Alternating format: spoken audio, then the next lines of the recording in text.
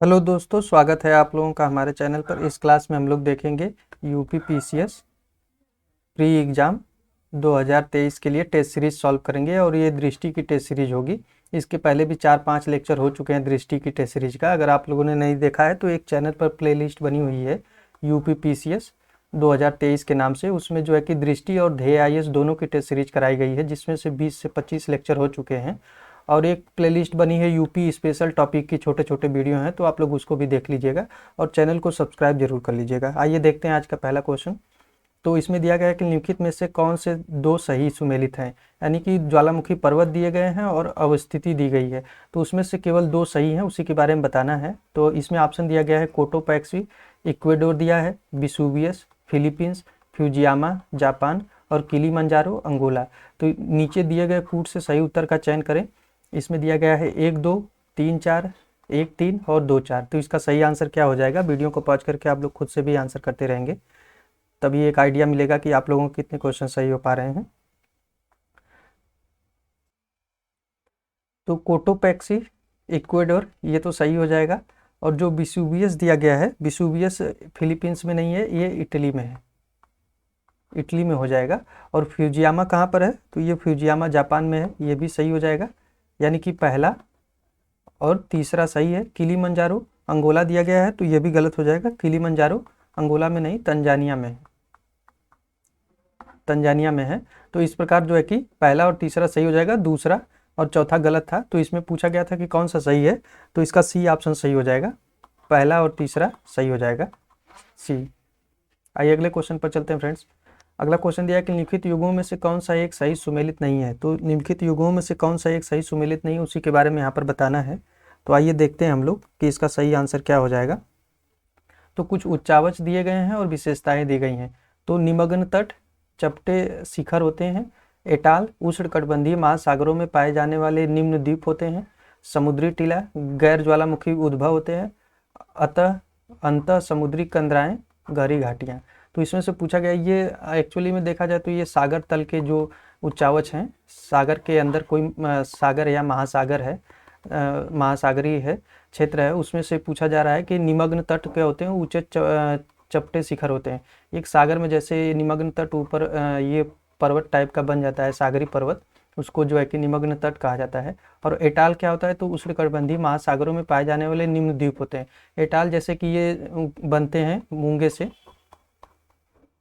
मूंगे की चट्टानों से बनते हैं, जैसे कि लक्षद्वीप एक मूंगे की चट्टान से निर्मित है द्वीप, तो उस प्रकार से ये भी सही हो जाएगा, दूसरा वाला।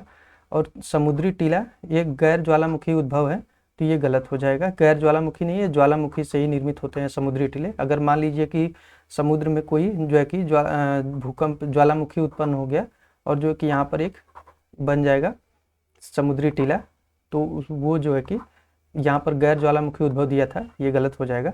अंत समुद्री कंदराएं गहरी घाटियां, यानी कि ये समुद्र वाला क्षेत्र है, यहाँ पे जो है कि एक गहरी घाटी बन गई इस प्रकार से, तो उसको जो है कि अंत समुद्री कंदराएं यानी समुद्री गुफाएं कहा जाता है, तो ये भी सही हो जाएगा। यहाँ पे पूछा गया था कि कौन सा सही सुमेलित नहीं है, तो सी ऑप्शन सही सुमेलित नहीं है। आइए अगले क्वेश्चन पर चलते हैं। अगला क्वेश्चन दिया है कि जगदीप धनखड़ भारत के 12वें उपराष्ट्रपति हैं, 13वें उपराष्ट्रपति हैं, 14वें उपराष्ट्रपति हैं और 15वें उपराष्ट्रपति हैं। तो इसका सही आंसर क्या हो जाएगा? जो वर्तमान में अभी जगदीप धनखड़ उपराष्ट्रपति हैं, तो ये कौन से हो जाएंगे? तो ये हो जाएंगे 14वें। तो इसका सी ऑप्शन सही हो जाएगा, ये 14वें उपराष्ट्रपति हैं। और ये जो है कि सबसे पहली बार कब लोकसभा से चुनाव जीते थे? लोकसभा से चुनाव पहली बार जीते थे 1989 में। और कहाँ से? राजस्थान के झुंझुनू से, यहाँ से पहली बार लोकसभा चुनाव जीते थे। और जो है कि ये इसके पहले जो है कि बंगाल के राज्यपाल भी थे, यहाँ पे 14वें हो जाएगा। इसके पहले पश्चिम बंगाल के राज्यपाल थे, पश्चिम बंगाल के राज्यपाल, तो यहाँ पे 14वें राष्ट्रपति सही, उपराष्ट्रपति सही हो जाएगा। अगला क्वेश्चन देख लेते हैं। अगला क्वेश्चन दिया है कि उत्तर प्रदेश के विश्वविद्यालयों के संदर्भ में लिखित कथनों में से कौन सा सही है? यानी जो उत्तर प्रदेश के विश्वविद्यालय हैं उनके बारे में एक रैंकिंग जारी की गई है, उसके बारे में पूछा जा रहा है कि कौन सा कथन सही है। तो आइए हम लोग देख लेते हैं। तो लखनऊ विश्वविद्यालय को NAAC A++ ग्रेड श्रेणी, यानी कि A++ ग्रेड श्रेणी प्राप्त करने वाला उत्तर प्रदेश का एकमात्र विश्वविद्यालय है। तो ये उत्तर प्रदेश का एकमात्र विश्वविद्यालय है जिसको ये A++ की श्रेणी प्राप्त हुई है, और ये जो है कि NAAC के द्वारा दिया जाता है। तो ये कथन बिल्कुल सही हो जाएगा। इसको जो है कि A++ की श्रेणी प्राप्त करने वाला ये उत्तर प्रदेश का पहला राज्य हो जाएगा। ये जो NACC दिया है, तो ये इसका फुल फॉर्म क्या होता है? तो राष्ट्रीय मूल्यांकन, ये संस्थान है, राष्ट्रीय मूल्यांकन और प्रत्यायन परिषद, और प्रत्यायन परिषद है इसी के द्वारा ये जो है कि रैंकिंग जारी की जाती है। और ये इसका मुख्यालय कहाँ पे है? NAC का मुख्यालय हेडक्वार्टर कहाँ पे है? तो ये बेंगलुरु में है, बेंगलुरु में इसका जो है कि मुख्यालय है। और इसकी स्थापना कब की गई थी? तो जो राष्ट्रीय शिक्षा नीति आई थी, राष्ट्रीय शिक्षा नीति 1986 के तहत इसकी स्थापना की गई थी। NAAC के जो स्थापना की गई थी, राष्ट्रीय शिक्षा नीति 1986 के तहत की गई थी, और ये रैंकिंग जारी करता है विश्वविद्यालयों को। तो इसका ये ऑप्शन ही सही हो जाएगा। आइए अगले क्वेश्चन पर चलते हैं। अगला क्वेश्चन दिया है कि श्रीहरिकोटा द्वीप बंगाल की खाड़ी को पृथक करता है। तो जो श्रीहरिकोटा द्वीप है बंगाल की खाड़ी को पृथक करता है पुलिकट झील से, चिल्का झील से, कोलेरू झील से और बेम्बनाथ झील से। तो इसका सही आंसर क्या हो जाएगा? वीडियो को पॉज करके आप लोग खुद से भी आंसर करते रहेंगे। तो जो श्रीहरिकोटा द्वीप है ये बंगाल की खाड़ी को पुलिकट झील से अलग करता है, यानी कि जैसे यहाँ पर एक भारत का हो जाएगा, तो ये बंगाल की खाड़ी है, तो यहीं पर श्रीहरिकोटा द्वीप है, श्रीहरिकोटा द्वीप है। तो यहाँ पे जो है कि पुलिकट झील है, तो ये बंगाल की खाड़ी को जो है कि पुलिकट झील से अलग करता है। और ये पुलिकट झील कहाँ पर है? तो आंध्र प्रदेश में है, आंध्र प्रदेश में पुलिकट झील है। और यहीं पर जो है कि वो संस्थान है, उसका नाम क्या है? सतीश धवन अंतरिक्ष केंद्र। जो सतीश धवन अंतरिक्ष केंद्र है ये जो है कि श्रीहरिकोटा द्वीप पर ही है, पुलिकट झील को ये अलग करता है। तो यहाँ पर ए ऑप्शन सही हो जाएगा। अगला क्वेश्चन हम लोग देख लेते हैं कौन सा दिया गया है। तो अगला क्वेश्चन दिया है कि निम्नलिखित में से कौन सी भारतीय प्रायद्वीपीय पठार की सबसे ऊंची चोटी है? यानी भारतीय प्रायद्वीपीय पठार यानी कि दक्षिण भारत की सबसे ऊंची चोटी कौन सी है? तो यहाँ पर मन्नामाला, कलसूबाई, दोद्दा बेट्टा और अनाईमुड़ी। तो इसका सही आंसर क्या हो जाएगा? तो जो अनाईमुड़ी है ये दक्षिण भारत की या प्रायद्वीपीय भारत की सबसे ऊंची चोटी है, सबसे ऊंची चोटी है। और ये पश्चिमी घाट की भी सबसे ऊंची चोटी हो जाएगी, सबसे ऊंची चोटी हो जाएगी, क्योंकि ये पश्चिमी घाट में ही है दक्षिण में। जैसे कि आप लोग यहाँ देखेंगे तो ये जो दिया गया है अनाईमुड़ी, ये यहीं पर है। तो जो है कि ये पश्चिमी घाट, यहाँ से यहाँ तक पश्चिमी घाट है, ये पूर्वी घाट है, तो ये पश्चिमी घाट में ही है। और दक्षिण भारत की और पश्चिमी घाट की दोनों की सबसे ऊंची चोटी है। और इसकी ऊंचाई कितनी है? तो 2695 मीटर, 2695 मीटर है।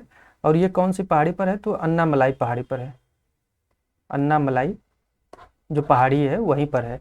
और जो नीलगिरी की सबसे ऊंची चोटी कौन सी है ये पूछा जाता है। नीलगिरी की सबसे ऊंची चोटी, तो नीलगिरी की सबसे ऊंची चोटी कौन सी है? तो ये है दोद्दा बेट्टा। जो दोद्दा बेट्टा है ये नीलगिरी की सबसे ऊंची चोटी है जो यहाँ पे दिया गया है। तो इसका ऑप्शन जो है कि डी ऑप्शन सही हो जाएगा। आइए अगले क्वेश्चन पर चलते हैं फ्रेंड्स। तो फ्रेंड्स अगर वीडियो पसंद आ रही है तो प्लीज़ चैनल को जरूर सब्सक्राइब करें, आप लोगों से रिक्वेस्ट है जरूर सब्सक्राइब करें इसको और शेयर भी करते रहें। मालवी चमत्कार प्रजाति है, जो मालवी चमत्कार प्रजाति है वो किसकी प्रजाति है उसी के बारे में यहाँ पर पूछा जा रहा है। तो बैगन की, चावल की, दाल की और अमरूद की। तो इसका सही आंसर क्या हो जाएगा? जो मालवी चमत्कार प्रजाति है वो किसकी है?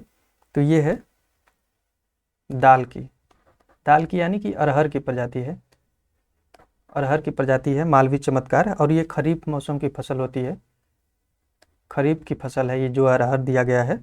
और ये चने के बाद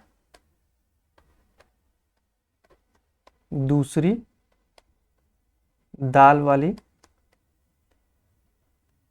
फसल है ये। यानी सबसे नंबर 1 पे चना आता है, उसके बाद जो है कि अरहर आता है। मालवीय चमत्कार उसी की है। और अरहर जैसे कि दाल के उत्पादन में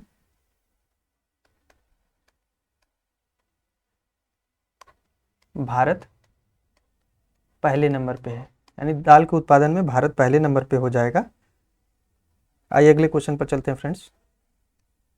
अगला क्वेश्चन दिया है कि निम्नलिखित में से किसे कोलंबिया के राष्ट्रपति के रूप में शपथ दिलाई गई है। तो कोलंबिया के राष्ट्रपति के रूप में अभी हाल ही में शपथ किसे दिलाई गई है, तो गुस्तावो पेट्रो। जो गुस्तावो पेट्रो हैं, इनको अभी हाल ही में अगस्त 2022 में कोलंबिया के राष्ट्रपति के रूप में शपथ दिलाई गई है।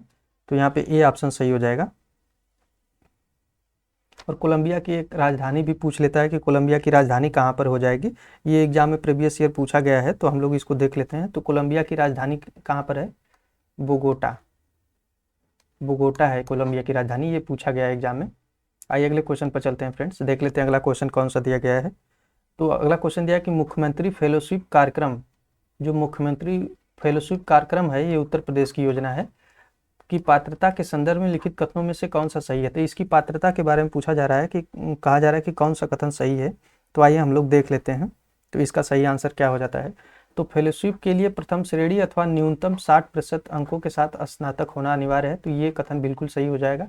अगर मुख्यमंत्री फेलोशिप कार्यक्रम योजना के तहत आपको जुड़ना है, तो उसमें जो है कि न्यूनतम 60% अंक होना अनिवार्य है स्नातक में। और हिंदी बोलने और लिखने में दक्ष होना चाहिए, यानी कि देवनागरी लिपि में हिंदी बोलने और लिखने में दक्ष होना चाहिए, ये दोनों पात्रता होनी चाहिए। और उम्मीदवार की अधिकतम आयु 30 वर्ष से अधिक नहीं होनी चाहिए, तो ये गलत हो जाएगा। 40 वर्ष से अधिक नहीं होनी चाहिए, यहाँ पे 40 वर्ष हो जाएगा, तो ये गलत हो जाएगा तीसरा। और चौथा क्या दिया गया है, तो चौथा दिया गया है फेलोशिप प्रोग्राम के तहत चयनित विद्वानों को 50,000 प्रतिमाह भुगतान किया जाएगा। तो ये 50,000 प्रतिमाह भुगतान नहीं किया जाएगा, यहाँ पे 30,000 प्रतिमाह किया जाएगा, ये 30,000 हो जाएगा। तो यहाँ पे चौथा भी गलत हो जाएगा। तो जो फेलोशिप ये कार्यक्रम चलाया जा रहा है, इसके तहत जो है कि ये जो दोनों क्राइटेरिया है ये सही हो जाएंगे। और तीसरा जो है कि ये 40 वर्ष से अधिक नहीं होनी चाहिए और 30,000 प्रतिमाह दिया जाएगा। तो यहाँ पर पूछा गया था कि कौन सा कथन सही है, तो पहला दूसरा सही है, बाकी तीसरा चौथा गलत हो जाएगा। तो ए ऑप्शन यहाँ पे सही हो जाएगा। अगला क्वेश्चन हम लोग देख लेते हैं कौन सा दिया गया है। तो अगला क्वेश्चन दिया है कि चीसा पानी गार्ज निम्नलिखित में से किस देश में स्थित है। तो चीसा पानी गार्ज किस देश में स्थित है, उसी के बारे में यहाँ पर पूछा जा रहा है। तो यहाँ पर भारत, भूटान, नेपाल और बांग्लादेश। तो इसका सही आंसर क्या हो जाएगा, ये गार्ज क्या होता है, तो ये नदी जैसे बहती है, तो जो है कि ये एक खाई के रूप में बना देती है, जैसे एक घाटी होती है उसी प्रकार ये भी होता है, लेकिन इसके किनारे घाटी से ज़्यादा खड़े होते हैं। घाटियाँ कुछ इस प्रकार से होती हैं और जो है गार्ज एकदम खड़े किनारे होते हैं, तो इसी को जो है कि गार्ज कहा जाता है। तो यहाँ पर पूछा गया कि चीसा पानी गार्ज क्या कहाँ पर है, तो ये है नेपाल में। नेपाल में है और किस नदी पर है, तो ये कर्णाली नदी पर, कर्णाली नदी हो जाएगी, इसी पर है ये। तो सी ऑप्शन यहाँ पे सही हो जाएगा। अगला क्वेश्चन दिया है कि नीचे दो कथन दिए गए हैं, एक को अभिकथन और दूसरे को कारण कहा गया है। तो पृष्ठीय तरंग सर्वाधिक विनाशकारी भूकंप तरंग है और पृष्ठीय तरंग की दिशा के समानांतर कंपन करती हैं। तो कथन और कारण से संबंधित क्वेश्चन दिया गया है, तो यहाँ पर पूछा गया है कि कौन सा कथन सही हो जाएगा। तो आइए हम लोग देखते हैं कि इसका सही आंसर क्या हो जाएगा। तो यहाँ पर दिया गया है कि जो पृष्ठीय तरंग सर्वाधिक विनाशकारी तरंग होती है, तो ये बिल्कुल सही हो जाएगा। और यहाँ पे दिया है पृष्ठीय तरंग की दिशा के समानांतर गति करती है, तो ये गलत हो जाएगा, यहाँ पर ये गलत हो जाएगा। तो इसका सही आंसर क्या हो जाएगा, यानी कि बी, ए सही परंतु आर गलत हो जाएगा। जो भूकंपीय तरंगे होती हैं, कुल 3 प्रकार की होती हैं, 1, 2, 3, जिसमें पी, एस और एल। तो ये जो पी तरंगे होती हैं, ये तीनों माध्यम से गुजर सकती हैं, तीनों माध्यम से, यानी कि जो है कि ठोस, द्रव और गैस, तीनों से। और जो सेकेंडरी वेव होती हैं, इसको प्राथमिक तरंग भी कहते हैं, प्राथमिक, और इसको द्वितीयक कहते हैं। तो ये केवल ठोस से गुजर सकती हैं, ठोस से, और ये जो होती हैं धरातल पे चलती हैं, धरातल पर चलती हैं ये, तो ये सर्वाधिक विनाशकारी होती हैं और इनकी गति तो धीमी होती है लेकिन ये धरातल पर चलती हैं इसलिए ज़्यादा विनाशकारी होती हैं। और सबसे अधिक गति जो है कि पी की होती है, सबसे अधिक गति पी की होती है, क्यों ये ही सबसे पहले अधिकेंद्र पर पहुंचती है। जहाँ पर मान लीजिए ये पृथ्वी है और यहाँ पे भूकंप उत्पन्न हो रहा है, तो यहाँ पे सबसे पहले जो पहुंचेगी तो ये पी तरंग ही पहुंचेगी, इसकी गति सबसे अधिक होती है। इसी को जो है कि एपी सेंटर भी कहा जाता है, एपी सेंटर, ये एग्जाम में पूछा गया है। और यहाँ पर जो है कि उद्गम केंद्र कहा जाएगा, उद्गम केंद्र जहाँ पर भूकंप है, और ये एपी सेंटर। तो ये भूकंप से संबंधित कुछ क्वेश्चन दिए गए हैं या इतने सारे फैक्ट दिए गए थे, तो जिसको हम लोगों ने पूरा डिटेल से देख लिया है। आइए अगले क्वेश्चन पर चलते हैं। अगला क्वेश्चन देख लेते हैं कौन सा दिया गया है। तो अगला क्वेश्चन दिया है कि निम्नलिखित में से कौन सा एक सही सुमेलित नहीं है। तो पूछा जा रहा है कि कौन सा एक सही सुमेलित नहीं है, उसी के बारे में यहाँ पर बताना है। तो यहाँ पर दिया गया है कि नहरों की भूमि पाकिस्तान, तो ये बिल्कुल सही है, ये भौगोलिक उपनाम है एक तरह से, देश को दिए गए हैं। गोल्डन पैगोडा की भूमि, तो इसका सही क्या हो जाएगा, गोल्डन पैगोडा की भूमि वेनिस नहीं है, म्यांमार को कहा जाता है, म्यांमार को। तो यहाँ पर पूछा गया था कौन सा सही सुमेलित नहीं है, तो बी ही सही सुमेलित नहीं है, एम्पायर सिटी न्यूयॉर्क हो जाएगा। और डार्क कंटिनेंट अफ्रीका महाद्वीप को कहा जाता है, तो ये भी सही हो जाएगा, ये भी सही हो जाएगा। ये जो बी वाला दिया गया था गोल्डन पैगोडा की भूमि, ये म्यांमार को कहा जाता है, तो बी सही हो जाएगा। यहाँ पर गलत ही पूछा था। परवाज योजना के संदर्भ में लिखित कथनों में से कौन सा कथन सही है। तो परवाज योजना के बारे में पूछा जा रहा है कि कौन सा कथन सही हो जाएगा। आइए हम लोग देख लेते हैं। अभिनव भारत लिंकेज योजना परवाज भारत सरकार द्वारा शुरू की गई है, तो ये बिल्कुल सही हो जाएगा। योजना के तहत जम्मू कश्मीर में शीघ्र खराब होने वाले फलों एयर कार्गो के माध्यम से 30% की सब्सिडी दी जाएगी। तो जो ये परवाज योजना है, इसके माध्यम से जो जम्मू कश्मीर राज्य में शीघ्र खराब होने वाले फल हैं उनको कार्गो के माध्यम से जो है कि बाजार तक पहुंचाया जाएगा, जल्दी से उसी बाजार के साथ लिंकेज किया जाएगा, जोड़ा जाएगा, ताकि उनके उत्पाद खराब ना हो सके। तो वहाँ पे 25% की सब्सिडी दी जाएगी, यहाँ पे 30% दिया था, 25% होगा यहाँ पे। तो दूसरा गलत हो जाएगा, पहला सही हो जाएगा, तो यहाँ पे ए ऑप्शन सही हो जाएगा। अगला क्वेश्चन देख लेते हैं। हाल ही में उत्तर प्रदेश ने किस जिले में टेबल टॉप हवाई अड्डे का उद्घाटन किया है। तो टेबल टॉप हवाई अड्डे का उद्घाटन कहाँ पर किया गया है, बिजनौर, चित्रकूट, लखनऊ और बलरामपुर। तो इसका सही आंसर क्या हो जाएगा। जो टेबल टॉप हवाई अड्डा क्या होता है, तो जैसा होता है कि किसी पहाड़ी पर जब होता है, किसी पहाड़ी या पर्वत पर जब हवाई अड्डा बनाया जाता है तो उसे टेबल टॉप हवाई अड्डा कहा जाता है। तो ये कहाँ पर जो है कि बनाया गया है, तो ये बनाया गया है चित्रकूट में, चित्रकूट में। तो यहाँ पर बी ऑप्शन सही हो जाएगा। अगला क्वेश्चन देख लेते हैं। निम्नलिखित में से कौन से पर्यावरण के दो जैविक घटक हैं। तो यहाँ पर जैविक घटक के बारे में पूछा जा रहा है। जैसा कि पता होगा कि पर्यावरण के कुल जो है कि पर्यावरण के घटक अगर देखा जाए तो के घटक, तो इसमें कुल दो होते हैं, एक जैविक होता है, एक अजैविक होता है। तो उसी के बारे में यहाँ पर पूछा जा रहा है। तो हम लोग देख लेते हैं जैविक अजैविक के बारे में। तो जैसे जैविक के बारे में देख लेते हैं कौन कौन से आ जाएंगे, तो उसके बाद हम लोग यहाँ पर कर लेंगे। तो जैविक के बारे में जैसे आ जाएगा अपघटक, अपघटक हो जाएंगे, परजीवी हो जाएंगे, सहजीवी हो जाएंगे और मनुष्य हो जाएंगे, यहाँ पे मनुष्य हो जाएंगे, पशु हो जाएंगे। ये सभी जो है कि जैविक घटक आ जाएंगे। और अजैविक में कौन कौन से आ जाएंगे, तो अजैविक में आ जाएंगे ऊर्जा, विकिरण, तापमान, तापमान हो जाएगा।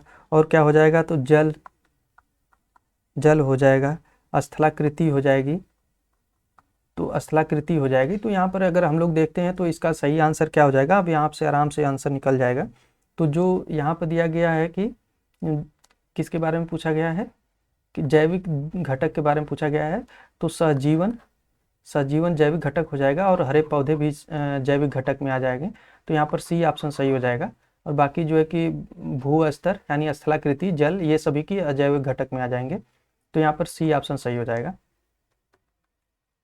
तो फ्रेंड्स, यही वीडियो देखने का फ़ायदा है कि जो है कि एक क्वेश्चन से सारे टॉपिक का रिवीजन हो जाता है। तो आप लोग वीडियो को देखा करिए और लाइक और शेयर करिए, ज़रूर किया करिए। और चैनल को सब्सक्राइब कर लीजिए ताकि अगला वीडियो अपलोड हो तो आप लोगों को कहीं खोजना ना पड़े। अगला क्वेश्चन दिया है कि भारत की मृदा के संदर्भ में लिखित कथनों में से कौन सा कथन सही है। तो भारत की मिट्टियों के बारे में पूछा जा रहा है और कहा जा रहा है कि इसका कौन सा सही कथन हो जाएगा। तो काली मृदा नमी अधिक समय तक बनी रहती है, तो काली मृदा में नमी अधिक समय तक बनी रहती है, तो ये बिल्कुल सही हो जाएगा।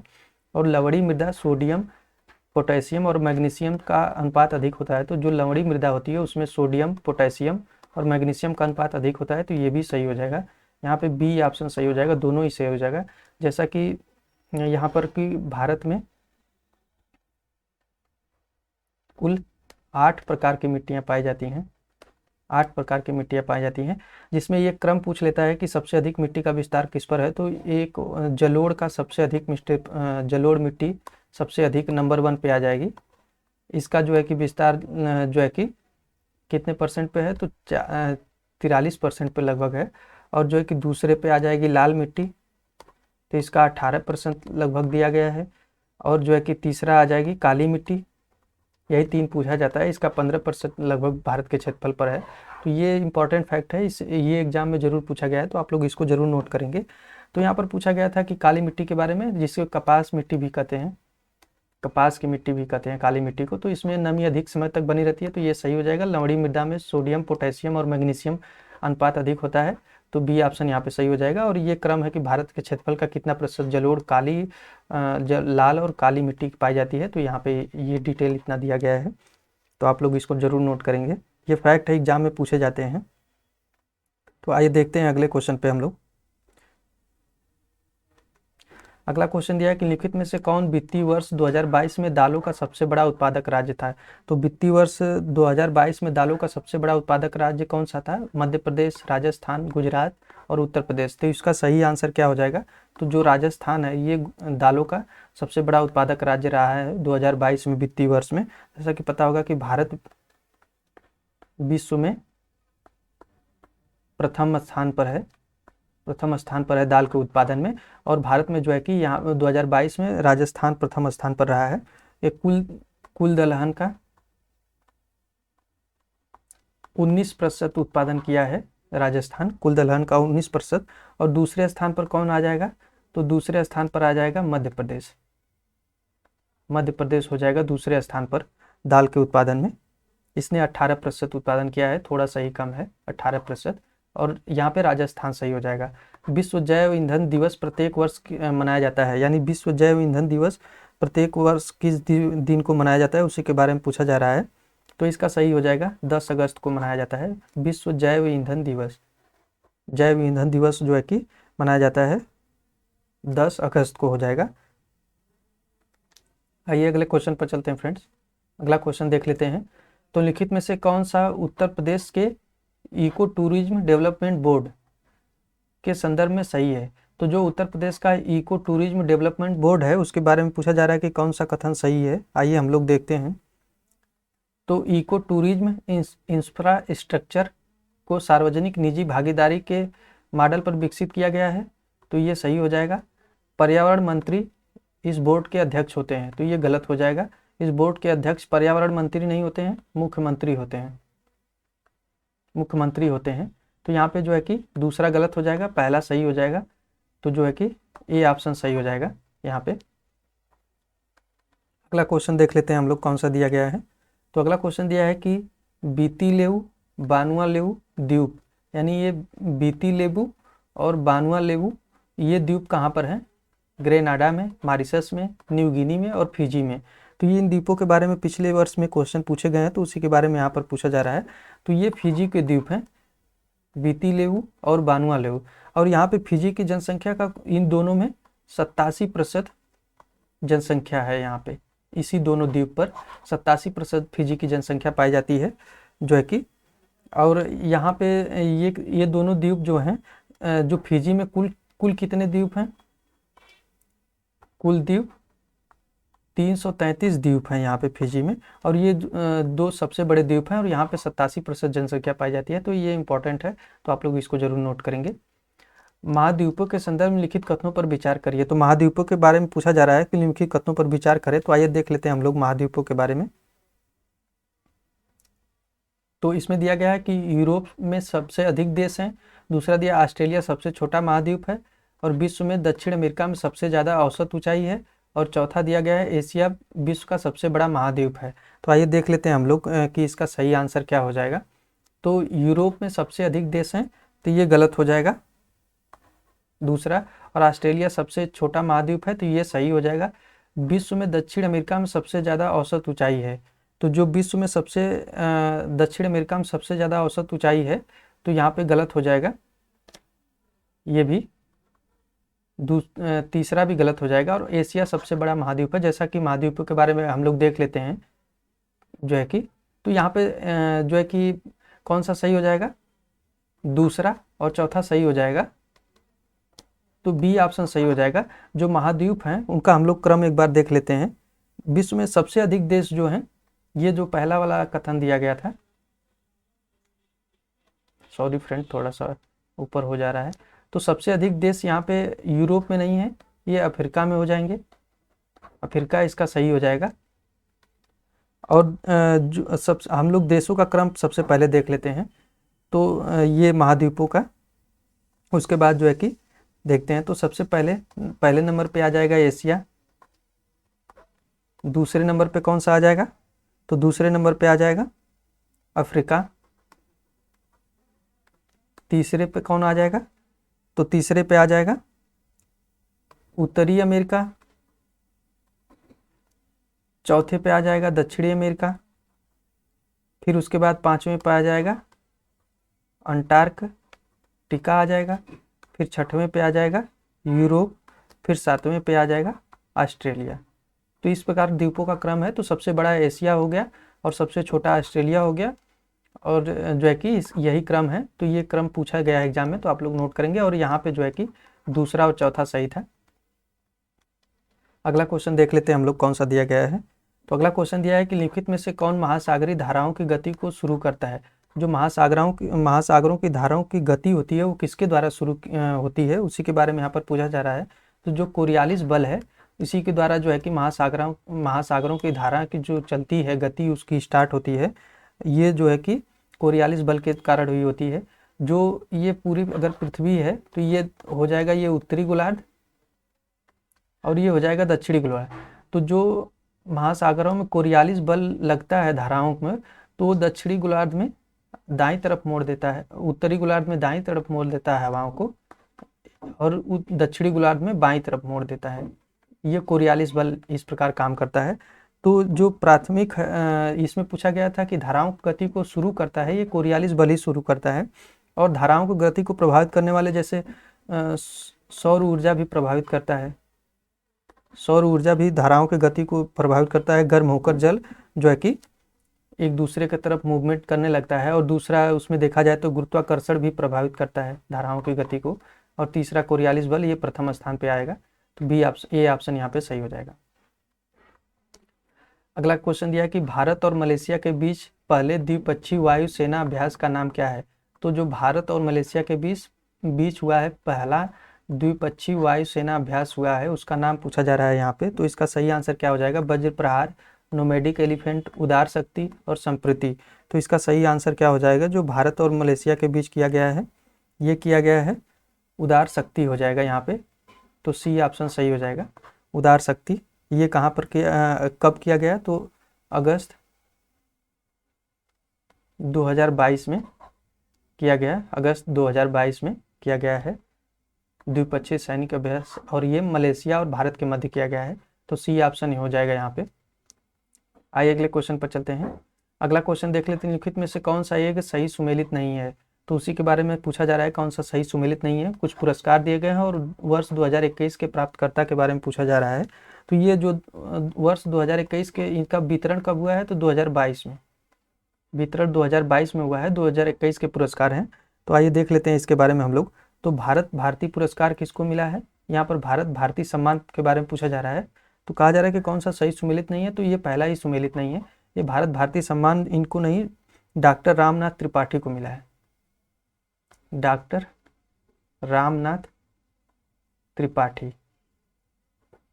तो भारत भारती सम्मान इनको मिला है, हिंदी संस्थान के द्वारा दिया जाता है, ये हिंदी संस्थान के द्वारा। और लोहिया साहित्य सम्मान किसको मिला है, तो ये बुद्धिनाथ मिश्र को मिला है, ये सही हो जाएगा। हिंदी गौरव सम्मान किसे मिला है? तो डॉक्टर गिरिराज शरण अग्रवाल को मिला है। और पंडित बद्री प्रसाद सिंगलू स्मृति सम्मान रजनी गुप्ता को मिला है। तो ये भी सही हो जाएगा। यहाँ पे भारत भारती सम्मान गलत दिया हुआ था, तो ए ऑप्शन यहाँ पे सही हो जाएगा, गलत ही बताना था हम लोगों को।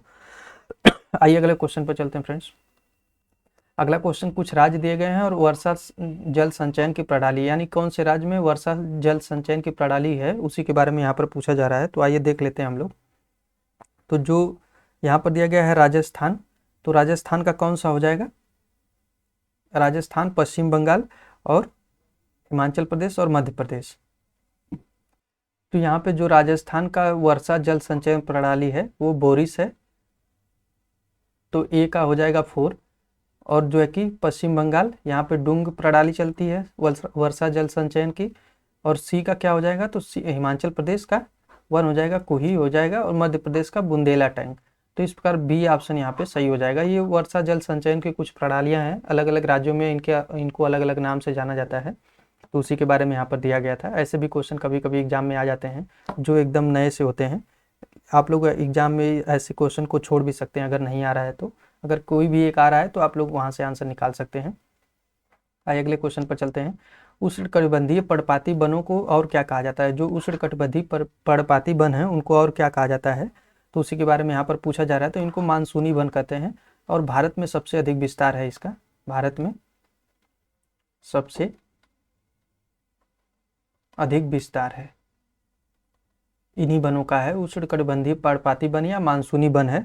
और इनको जो है कि वर्षा कितनी चाहिए होती है? अगर वर्षा होती है 75 से 200 सेंटीमीटर के मध्य वर्षा है तो यहाँ पे जो है कि मानसूनी वन पाए जाते हैं और भारत में सबसे अधिक इनका विस्तार पाया जाता है। आइए अगले क्वेश्चन पर चलते हैं। अगला क्वेश्चन दिया कि निम्नलिखित में से कौन सा कथन एक सही सुमेलित नहीं है? कौन सा सही सुमेलित नहीं है उसी के बारे में यहाँ पर पूछा जा रहा है। तो आइए देख लेते हैं। टसर रेशम झारखंड में, ये सही हो जाएगा। जो मूंगा रेशम है, तो मूंगा रेशम कहाँ पर है? असम में, ये भी सही हो जाएगा। ओक टसर रेशम हिमाचल प्रदेश में, तो ये भी सही हो जाएगा। जो बिहार सहतूत रेशम दिया है तो ये गलत हो जाएगा। तो यहाँ पे हम लोगों का डी ऑप्शन ही सही हो जाएगा। जो है कि जो दिया गया है ये कि सहतूत रेशम, ये बिहार में नहीं, ये जो है कि कर्नाटक और आंध्रा, कर्नाटक आंध्रा वाले क्षेत्र में और वेस्ट बंगाल हो जाएगा। वेस्ट बंगाल, इन सभी क्षेत्रों में जो है कि तमिलनाडु हो जाएगा। तमिलनाडु यहाँ पे 60 में लिख दे रहे हैं। और जम्मू कश्मीर, इन सभी क्षेत्रों में 92% पाया जाता है जो सहतूती रेशम है। और ये बिहार गलत दिया हुआ था, तो यहाँ पे डी ऑप्शन सही हो जाएगा। बाकी ये टसर रेशम झारखंड में, मूंगा रेशम जो है कि असम में और ओक टसर हिमाचल प्रदेश में, तो ये सही हो जाएगा। आइए अगले क्वेश्चन पर चलते हैं। तो स्माइल 75 पहल जो है के संदर्भ में लिखित कथनों पे विचार कीजिए। जो स्माइल 75 पहल है इसके बारे में पूछा जा रहा है कि निम्नलिखित कथनों पे विचार करिए। तो आइए देख लेते हैं हम लोग इसमें कि कौन सा कथन सही हो जाएगा। तो स्माइल 75 आवास एवं शहरी मामलों के मंत्रालय द्वारा शुरू किया गया है। तो यहाँ पे पूछा जा रहा है कि कौन सा कथन सही हो जाएगा, तो उसी के बारे में हम लोग को बताना है। तो जो ये दिया गया है कि आवास एवं शहरी मंत्रालय के द्वारा शुरू किया गया है, तो ये गलत हो जाएगा। ये जो है कि गलत हो जाएगा। ये शुरू किया गया है सामाजिक न्याय अधिकारिता मंत्रालय हो जाएगा। तो ये गलत हो जाएगा। भारत सरकार ने स्माइल 75 को लागू करने के लिए 100 नगर निगमों की पहचान की है। तो ये जो है कि ये भी गलत हो जाएगा। ये 100 नगर निगम नहीं है, कुल 75 नगर निगम है। 75 नगर निगम है, तो ये भी गलत हो जाएगा। वर्ष 2025-26 तक आने वाले वर्षों के लिए स्माइल परियोजना के कुल 100 करोड़ रुपए का बजट का आवंटित किया गया है। तो ये सही हो जाएगा। 100 करोड़ रुपए का बजट का आवंटन किया गया है। और स्माइल 75 का जो है कि भारत के शहरों, कस्बों, नगर पालिका को भिक्षा मुक्त बनाना है। तो जो वंचित वर्ग हैं, भीख मांग के जीते हैं, उनको जो है कि उनको आवास की सुविधा उपलब्ध कराना है, क्या, ताकि वो रोड पर ऐसे भिक्षा न मांगते रहें, भटकते न रहें। उसी के लिए ये स्माइल योजना चलाई गई है। जो वंचित और भिखारी वर्ग के लोग हैं उनको जो है कि आवास उपलब्ध कराना। तो ये जो है कि 75 इसमें दिया गया कि 75 नगर निगमों का चुनाव किया गया है, इनको मुक्त बनाना है, भिक्षा मुक्त। तो ये तीसरा और जो है कि चौथा सही हो जाएगा। तो यहाँ पर डी ऑप्शन सही हो जाएगा। आइए अगले क्वेश्चन पर चलते हैं फ्रेंड्स, देख लेते हैं अगला क्वेश्चन क्या दिया गया है। अगला क्वेश्चन दिया है कि लिखित कथनों में से कौन सा उत्तर प्रदेश हिंदी संस्थान पुरस्कार 2021 के बारे में सही है। यानी हिंदी संस्थान पुरस्कार, इससे संबंधित ऊपर भी एक क्वेश्चन दिया गया था, तो हम लोग देख लेते हैं। 2021 का पुरस्कार है, 2022 में वितरण किया गया है। तो भारत भारती सम्मान डॉक्टर रामनाथ त्रिपाठी को दिया गया है, तो ये सही हो जाएगा, ऊपर ही हम लोगों ने देखा था।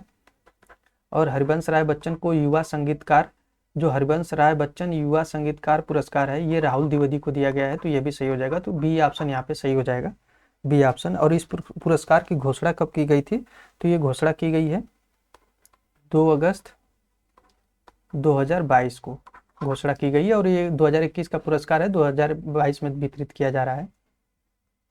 अगला क्वेश्चन देख लेते हैं। अगला क्वेश्चन क्या दिया गया है, तो विश्व की लिखित झीलों पर विचार करिए तथा उन्हें उनकी गहराई के अवरोही क्रम पे व्यवस्थित करें। तो जो झीलें दी गई हैं उनको गहराई के अवरोही क्रम में, यानी कि सबसे अधिक गहरी से कम पर, यानी सबसे अधिक गहरी से कम पर व्यवस्थित करना है, तो उसी के बारे में यहाँ पर पूछा जा रहा है। तो आइए हम लोग देख लेते हैं। तो जैसा कि पता है सभी को कि ये बैकाल झील विश्व की सबसे गहरी झील है। तो अगर ये फैक्ट आप लोगों को पता है तो यहाँ से आंसर निकल जाएगा। तो पहले स्थान पर तीसरी आ जाएगी, तो ये तीसरा, ये दोनों ऑप्शन कट जाएंगे क्योंकि तीसरा यहाँ से शुरू हो जा रहा है। इसकी गहराई कितनी है, तो इसकी गहराई है 1637 मीटर है। और उसके बाद जो है कि कौन सी आ जाएगी, तंगानिका झील है। तंगानिका झील जो है कि ये बैकाल झील कहाँ पे है, तो ये रूस में है। और तंगानिका झील कहाँ पे है, तो ये तंजानिया, ये 2-3 देशों में है। तंजानिया हो जाएगा, बरुंडी हो जाएगा, और जो है कि कांगो, जाम्बिया, इन देशों में फैली हुई है तंजानिया झील। और ये दूसरे स्थान पर आ जाएगी। इसकी जो है कि गहराई कितनी है, तो 1471 मीटर है, 1471। और उसके बाद जो है कि आ जाएगा कैस्पियन सागर, ये तीसरे पे आ जाएगा, ये दूसरे पे है। कैस्पियन सागर जो है कि ये इसकी गहराई है 1025 मीटर है कैस्पियन सागर। और ये भी कई जगह फैला है, जैसे ईरान, रूस, अजरबैजान हो जाएगा, तुर्कमेनिस्तान हो जाएगा, और कजाकिस्तान हो जाएगा। तो इन जगहों पे ये फैला है कैस्पियन सागर, इसके किनारे पर है ये सभी। तो जो है कि तीसरे पर आ जाएगा, चौथे पे आ जाएगा वोस्टोक, ये चौथे स्थान पर आ जाएगा। इसकी गहराई कितनी है, तो 900 मीटर है। तो इस प्रकार हम लोग देखते हैं, तो तीसरा, दूसरा, चौथा, तीसरा, दूसरा, चौथा, तो डी ऑप्शन यहाँ पे सही हो जाएगा। अगला कुछ पर्वतों के प्रकार दिए गए हैं और उनका उदाहरण दिया गया है। पूछा जा रहा है कि कौन सा सुमेलित करना है पर्वतों के प्रकार का उदाहरण को। तो जो वलित पर्वत है, एंडीज वलित पर्वत हो जाएगा। और ब्लैक पर्वत कौन सा है, तो जो राइन घाटी दिया गया है ये ब्लैक पर्वत है। और अवशिष्ट पर्वत कौन सा हो जाएगा, तो अवशिष्ट पर्वत हो जाएगा गिरनार की पहाड़ियाँ, गिरनार की। और ज्वालामुखी पर्वत किलिमंजारो हो जाएगा। तो यहाँ पे देखते हैं हम लोग, तो ए का 2, बी का 3, ए का 2 हो जाएगा, बी का 3 हो जाएगा। तो डी ऑप्शन यहाँ पे मिल रहा है, डी ऑप्शन सही हो जाएगा अगर आप लोगों के एक से ही मिल जा रहा है तो। अगला क्वेश्चन दिया गया है कि दक्षिणी चीन सागर के संदर्भ में लिखित कथनों में से कौन सा कथन सही है। तो दक्षिणी चीन सागर के बारे में पूछा जा रहा है, कौन सा कथन सही हो जाएगा। तो दक्षिणी चीन सागर प्रशांत महासागर का हिस्सा है, तो ये बिल्कुल सही हो जाएगा। यह चीन, ताइवान, फिलीपींस, मलेशिया, ब्रुनोई से घिरा हुआ है, तो ये भी सही हो जाएगा। दोनों ही कथन यहाँ पे सही दिए गए हैं। जो दक्षिणी चीन सागर है ये प्रशांत महासागर का ही भाग है। और चीन, ताइवान, फिलीपींस और मलेशिया और ब्रुनेई, इन सभी देशों से ये घिरा हुआ है और चीन इस पर कब्जा जमाना चाहता है। ये हमेशा विवाद का विषय बना रहता है। तो यहाँ पे दोनों ही कथन सही हो जाएंगे। तो बी ऑप्शन यहाँ पे सही हो जाएगा, बी ऑप्शन सही हो जाएगा। आइए अगले क्वेश्चन पर चलते हैं। अगला क्वेश्चन दिया है कि निम्नलिखित में से किस संस्थान ने यूनेस्को किंग सेजोंग साक्षरता पुरस्कार 2022 जीता है। तो यूनेस्को किंग सेजोंग साक्षरता पुरस्कार 2022 किस संस्थान ने जीता है, उसी के बारे में यहाँ पर पूछा जा रहा है। तो जो Kalinga institute of social science है, जो Kalinga institute of social science है, इसी को जो है कि ये पुरस्कार मिला है। यूनेस्को किंग सेजोंग साक्षरता पुरस्कार 2022 का पुरस्कार इसी को मिला है। ये जो है कि पुरस्कार जो है कि कब वितरित किया गया, तो 8-9 सितंबर को वितरित किया गया 2022 को। और जो है कि ये पुरस्कार जो मातृभाषा में शिक्षा को जो कि बहुभाषी शिक्षा कार्यक्रम को दिया गया था, यानी कि मातृभाषा में शिक्षा कार्यक्रम को बढ़ावा देने के लिए जो है कि ये पुरस्कार मिला है Kalinga institute of social sciences को। अगला क्वेश्चन देख लेते हैं, लिखित में से कौन सी कंपनी उत्तर प्रदेश का पहला डाटा सेंटर विकसित कर रही है? तो जो जैसा कि पता है कि उत्तर प्रदेश में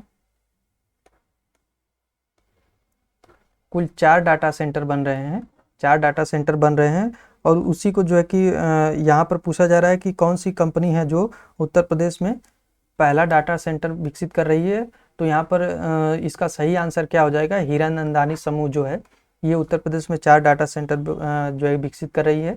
ये कहाँ पर कर रही है? तो नोएडा वाले क्षेत्र में, नोएडा में कर रही है। तो इसका जो है कि कौन सा आंसर सही हो जाएगा? सी ऑप्शन सही हो जाएगा। ये डाटा सेंटर क्या है? तो विमान की मरम्मत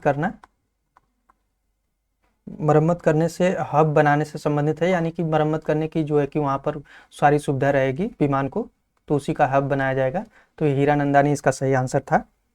अगला क्वेश्चन दिया है कि निम्नलिखित में से कौन सी एक अल्पकालिक नदी का उदाहरण है? अल्पकालिक नदी का उदाहरण है कावेरी, नर्मदा, लूनी और बराकर। तो इसका सही आंसर क्या हो जाएगा? आप लोग वीडियो को पॉज करके खुद से भी आंसर करते रहेंगे।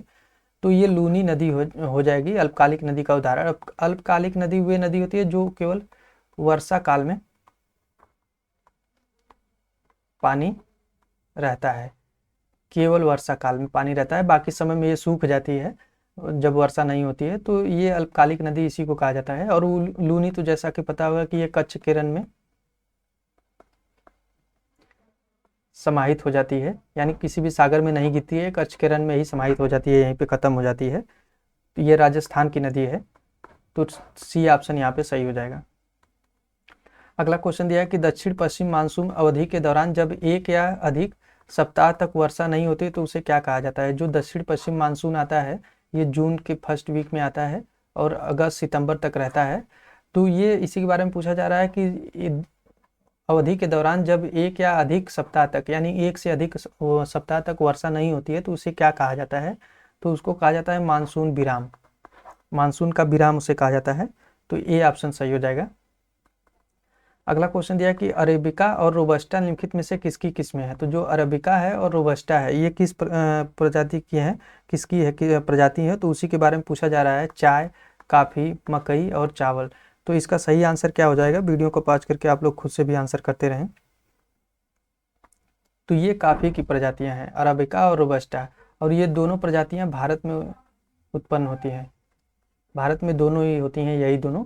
तो काफ़ी की ये प्रजातियां हैं, ये पूछा गया है एग्जाम में, तो आप लोग जो है कि इसको जरूर नोट करेंगे। निम्नलिखित में से किस तारीख को हर साल अक्षय ऊर्जा दिवस मनाया जाता है? तो जो अक्षय ऊर्जा दिवस है ये किस तारीख को मनाया जाता है उसी के बारे में यहाँ पर पूछा जा रहा है। तो इसका सही आंसर क्या हो जाएगा? 20 अगस्त। जो 20 अगस्त को अक्षय ऊर्जा दिवस मनाया जाता है हर वर्ष। जैसा कि अक्षय ऊर्जा को नवीनीकरण भी कहा जाता है। ऊर्जा संसाधन कुल 2 प्रकार के होते हैं, ऊर्जा कुल 2 प्रकार के होते हैं, जिसमें एक होता है नवीनीकरण, एक अनवीनीकरण होते हैं। तो इसमें जो है कि इस सूर्यातप आ जाएगा, जल विद्युत आ जाएगा, ये सभी जो है कि आ जाएगा। और इसमें कोयला खनिज वाला आ जाएगा। ये नवीनीकरण नहीं होते हैं, इनका नवीनीकरण होता रहता है। तो ये जो है कि इसमें पूछा जा रहा है कि ये ऊर्जा हर साल अक्षय ऊर्जा दिवस कब मनाया जाता है? तो ये 20 अगस्त को मनाया जाता है। तो बी ऑप्शन यहाँ पे सही हो जाएगा। हाल ही में बड़ा इमामबाड़ा समाचारों में था, यह किसके द्वारा बनवाया गया है? तो जो बड़ा इमामबाड़ा है ये किसके द्वारा बनवाया गया था उसी के बारे में पूछा जा रहा है। ये समाचारों में न्यूज में था। तो इसका जो है कि आसफ उद दौला सही हो जाएगा। बड़ा इमामबाड़ा कहाँ पर है ये? तो ये लखनऊ में है, लखनऊ में है। और आसफ उद दौला के द्वारा बनवाया गया था 1784 ईस्वी में। तो डी ऑप्शन यहाँ पे सही हो जाएगा। अगला क्वेश्चन दिया है कि ओट्रोंटो जलडमरू मध्य, जो ओट्रोंटो जलडमरू मध्य है वो किसके किसके बीच है? तो जावा सागर, इंडोनेशियाई सागर, एड्रियाटिक सागर और आयोनियन सागर, अंडमान सागर और चीन सागर, आराफुरा सागर और पापुआ की खाड़ी। तो इसमें से सही आंसर क्या हो जाएगा, वीडियो को पॉज करके आप लोग खुद से भी आंसर करते रहें। तो जो ओट्रोंटो जल डमरू मध्य है ये किसके बीच है, तो एड्रियाटिक सागर और ओयोनियन सागर। तो बी ऑप्शन यहाँ पे सही हो जाएगा। जल डमरू मध्य क्या होता है, जैसे ये दो स्थल दिए गए हैं, दो स्थल दिए गए हैं और जो है कि ये दो स्थल हैं और ये जो जल संधि है यहाँ पे, ये जल संधि है, इसी को जल डमरू मध्य या जल संधि कहते हैं। ये एक्चुअली में संरचना ऐसी हो जाती है कि ये डमरू की तरह इनकी संरचना हो जाती है ऐसे इस प्रकार से, तो इसी को जल डमरू मध्य कहा जाता है। तो ये दो महासागरों को, दो जल संधियों को जोड़ती हैं, जल को जोड़ती हैं और स्थल को अलग करती हैं। यानी कि ये देखिए ये दो स्थल हैं, ये भी स्थल है, तो दो स्थलों को अलग कर रही है, दो और दो सागरों को जोड़ रही है, तो उसी के बारे में पूछा जा रहा है। तो एड्रियाटिक सागर और आयोनियन सागर इन दोनों को जोड़ती है और जो है कि इन स्थल को अलग करती है, तो ये जल डमरू मध्य इसी को कहा जाता है। तो बी ऑप्शन यहाँ पे सही हो जाएगा। आइए अगले क्वेश्चन पर चलते हैं फ्रेंड्स, देख लेते हैं। तो फ्रेंड्स अगर वीडियो पसंद आ रही तो प्लीज़ चैनल को जरूर सब्सक्राइब करें और वीडियो को लाइक और शेयर जरूर करें आप लोग। अगला क्वेश्चन क्या दिया गया है देख लेते हैं। तो कुछ महाद्वीप दिए गए हैं और उनका उच्चतम शिखर दिया गया है। तो इसमें पूछा गया कौन से देव सही सुमेलित हैं, दो सुमेलित हैं, तो उसी के बारे में हम लोगों को बताना है। तो आइए देखते हैं हम लोग। तो उत्तरी अमेरिका, इसका माउंट एकांगुआ दिया गया है। तो उत्तरी अमेरिका का माउंट एकांगुआ नहीं है, यह है माउंट मैकिनले, माउंट मैकिनले हो जाएगा, तो पहला गलत हो जाएगा। और ऑस्ट्रेलिया का माउंट कोसिस्को हो जाएगा, तो ये सही हो जाएगा। दक्षिणी अमेरिका के माउंट मैकिनले नहीं, ये तो उत्तरी अमेरिका की अभी हम लोगों ने देखा। दक्षिणी अमेरिका की हो जाएगी माउंट एकांगुआ, माउंट एकांगुआ इधर लिख देते हैं, माउंट एकांगुआ हो जाएगा। तो और यूरोप की माउंट एल्ब्रूस हो जाएगी। तो यहाँ पे जो है कि दूसरा और चौथा सही हो जाएगा, तो डी ऑप्शन सही हो जाएगा यहाँ पे। आइए अगले क्वेश्चन पर चलते हैं, देख लेते हैं अगला क्वेश्चन क्या दिया गया है। तो बृहद संचलन के संदर्भ में लिखित कथनों में से कौन सा कथन सही है। बृहद संचलन को गुरुत्वाकर्षण और भू आकृति एजेंटों की सहायता प्राप्त होती है। और दूसरा दिया है कि हीव, फ्लो, स्लाइड बृहद संचलन के तीन रूप हैं। हीव, फ्लो और स्लाइड बृहद संचलन के तीन रूप हैं। तो इसका सही आंसर क्या हो जाएगा, आप लोग वीडियो को पॉज करके खुद से भी आंसर करते रहेंगे। तो इसका केवल दूसरा सही हो जाएगा, पहला गलत है। बृहद संचलन को गुरुत्वाकर्षण और भू आकृति प्लेटों की सहायता प्राप्त होती है, तो ये गलत हो जाएगा, सहायता प्राप्त नहीं होती है। और हीव, फ्लो और स्लाइड बृहद संचलन के तीन रूप हैं, तो केवल दूसरा सही हो जाएगा। अगला क्वेश्चन दिया कि हाल ही में समाचारों में रहा ब्लैक डेथ शब्द संदर्भित करता है। तो जो ब्लैक डेथ शब्द है ये किसको संबंधित करता है, तो ये बुबोनिक प्लेग को, बुबोनिक प्लेग को। और ये जो है कि 1346 से 53 के मध्य पश्चिम एशिया व अफ्रीका में फैला था, यूरोप में भी फैला था। तो ये जो है कि बुबोनिक प्लेग को यहाँ बहुत अधिक लोगों की जान चली गई थी, तो यही ब्लैक डेथ इसको कहा गया। तो ये जो है कि बी ऑप्शन यहाँ पे सही हो जाएगा। Government e market place portal के संदर्भ में लिखित कथनों में से कौन सा कथन सही हो जाएगा। जो गवर्नमेंट ई मार्केट प्लेस है, जेम जिसको कहा जाता है, इस पोर्टल के संदर्भ में लिखित कथनों में से कौन सा कथन सही हो जाएगा, उसी के बारे में यहाँ पर पूछा जा रहा है। तो आइए देख लेते हैं हम लोग। तो वित्त मंत्रालय पहल हेतु प्रभारी नोडल मंत्रालय इसका हो जाएगा। तो जो वित्त मंत्रालय है पहल हेतु नोडल मंत्रालय है, तो ये गलत हो जाएगा, ये वित्त मंत्रालय नहीं है। इसका सही आंसर हो जाएगा, इसका नोडल मंत्रालय किसको बताया गया है, तो ये उद्योग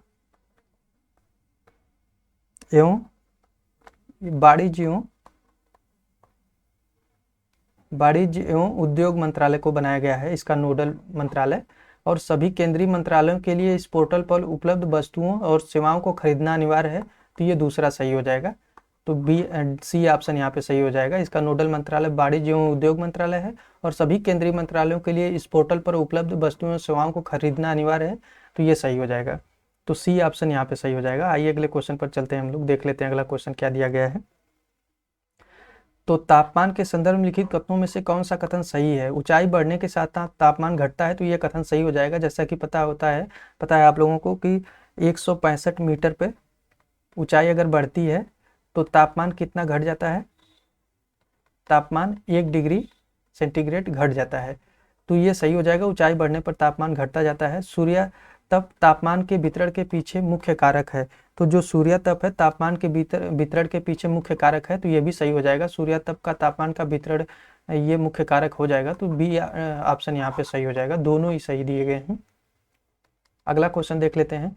निम्नलिखित में से किसने भारत में हरित क्रांति का नेतृत्व किया था? तो जो भारत में हरित क्रांति का नेतृत्व किया गया था वो किसके द्वारा किया गया था, उसी के बारे में यहाँ पर पूछा जा रहा है। तो आइए देखते हैं हम लोग। तो इसका सही आंसर क्या हो जाएगा? तो जो भारत में हरित क्रांति का नेतृत्व किया था ये एम.एस. स्वामीनाथन ने किया था। और इन्होंने विश्व जो नॉर्मन बोरलॉग हैं इनको विश्व में हरित क्रांति के जन्मदाता माने जाते हैं। विश्व में हरित क्रांति के जन्मदाता माने जाते हैं। और ये किस वर्ष में हुई? तो 1967-68 में जो है कि जो है हरित क्रांति आई थी। और गेहूं के उत्पादन में सर्वाधिक वृद्धि हुई थी। सर्वाधिक वृद्धि गेहूं के उत्पादन में हुई थी। और इनको जो है कि एक पुरस्कार भी मिला था इनको, जो है कि ये जो नॉर्मन बोरलॉग हैं इनको कृषि का नोबेल पुरस्कार भी इनको दिया गया था। तो जो नॉर्मन बोरलॉग हैं इनको शांति के क्षेत्र में दिया गया था। शांति के क्षेत्र में नोबेल पुरस्कार, कृषि क्षेत्र में नहीं, शांति के क्षेत्र में नोबेल पुरस्कार दिया गया था। विश्व में हरित क्रांति के जन्मदाता इन्हीं को माना जाता है। और भारत में जो है कि स्वामीनाथन को माना जाता है। 1967-68 में हरित क्रांति आई थी और गेहूं के उत्पादन में सर्वाधिक वृद्धि हुई थी। तो इतने सारे फैक्ट एक क्वेश्चन से संबंधित थे। चाय के संदर्भ में लिखित कथनों में से कौन सा कथन सही है? तो चाय के संदर्भ में पूछा जा रहा है कि कौन सा कथन सही हो जाएगा, उसी के बारे में यहाँ पर दिया गया है। तो भारत दुनिया के चाय का दूसरा सबसे बड़ा उत्पादक है, तो ये सही हो जाएगा। चीन पहले पर है, चीन प्रथम स्थान पर है। और जो है कि भारत दुनिया का दूसरा सबसे बड़ा चाय उत्पादक देश है, तो ये सही हो जाएगा। और दूसरा दिया है चाय के लिए 150 से 200 सेमी वर्षा की आवश्यकता होती है। तो जो चाय है उसके लिए वर्षा कितनी चाहिए होती है? तो 150 से 200 सेंटीमीटर की वर्षा होनी चाहिए, तो ये भी सही हो जाएगा। तो बी ऑप्शन यहाँ पे सही हो जाएगा। वर्षा 150 से 200 सेंटीमीटर होनी चाहिए। और तापमान क्या होना चाहिए ये भी पूछा गया है एग्जाम में। तो तापमान कितना होना चाहिए? 25 से 30 डिग्री सेंटीग्रेड के बीच तापमान होना चाहिए। और वर्षा 150 से 2 सेंटीमीटर। और जो है कि ये भारत दुनिया का दूसरा सबसे बड़ा चाय उत्पादक देश है। और ये जो चाय है ये उष्णकटिबंधीय फसल है, उष्णकटिबंधीय फसल है, ये भी पूछा गया है। तो यहाँ पे बी ऑप्शन सही हो जाएगा। आइए अगला क्वेश्चन हम लोग देख लेते हैं। अगला क्वेश्चन दिया है कि कुछ जिला दिए गए हैं, उनके स्थापना वर्ष दिया गया है। तो बुलंदशहर का 1823 दिया गया है, संभल का 1803, मथुरा का 1804 और अलीगढ़ का 1997। तो इसमें से पूछा गया है कि कौन सा दो सही सुमेलित है। तो जो बुलंदशहर का 1823 दिया गया है ये सही हो जाएगा। और जो मथुरा का 1804 दिया गया है ये सही हो जाएगा, यानी कि पहला और तीसरा सही हो जाएगा। तो बी ऑप्शन यहाँ पे सही हो जाएगा। और संभल और अलीगढ़ ये दोनों गलत दिया गया है। संभल का हुआ था 2011 में, अभी लेटेस्ट में हुआ था। और जो अलीगढ़ दिया गया है इसका कब हुआ था? तो अलीगढ़ का हो जाएगा 1803 में। तो ये गलत हो जाएगा, ये गलत, पहला तीसरा सही होगा। तो यहाँ पे बी ऑप्शन सही हो जाएगा। तो फ्रेंड्स इसमें हम लोगों ने 96 क्वेश्चन को कर लिया है। अगले वाले वीडियो में जो है कि बाकी के टेस्ट सीरीज के क्वेश्चन हम लोग सॉल्व कर लेंगे। तो आप लोग वीडियो को लाइक और शेयर कर दीजिए और प्लीज़ चैनल को जरूर सब्सक्राइब कर लीजिए आप लोग। Thank you.